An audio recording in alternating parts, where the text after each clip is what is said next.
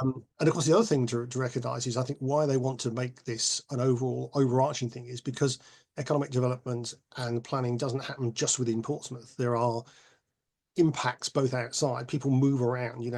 Industry sets up wherever it wants to set up.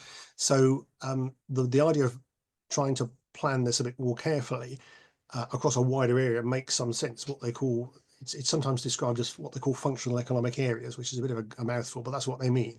The Mm. functional economic area isn't Portsmouth because people commute in and out of Portsmouth. They work in Portsmouth. Some live in Fareham. People come in for shopping into Portsmouth or go and shop in Fareham or haven't. So there's lots of movement around. People don't respect the boundaries when they come to their economic activity or where they want to live.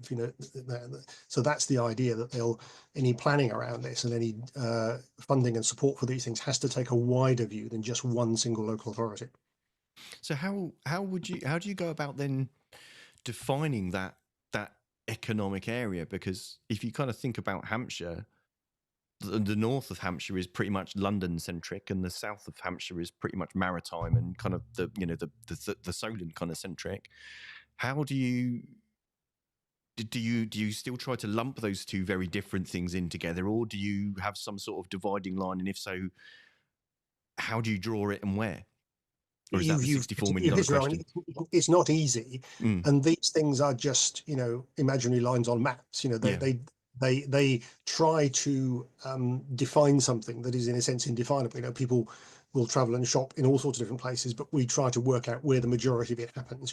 Yeah. And you define it. So, for example, you can say that the southern part of the Solent, sort of Hampshire, Fareham, Gosport through to Southampton, that is where the bulk of the population is, Hmm. and a lot of the economic activity happens. So you could say that is an important economic area in itself. That's not to say that other parts of Hampshire aren't important, but they may, as you say, look to different directions. When you're the north of Hampshire, I would imagine Basingstoke looks more to London in Mm. its economic activity because people tend to commute to London to live and work. And may well travel to London for leisure and shopping and that, whether they wouldn't necessarily travel to Portsmouth. So there are those, but they are artificialized to an extent, and of course they do change because as economic growth and development changes, then those boundaries will change. So it's not an exact science. Subscribe for more on how UK local politics works.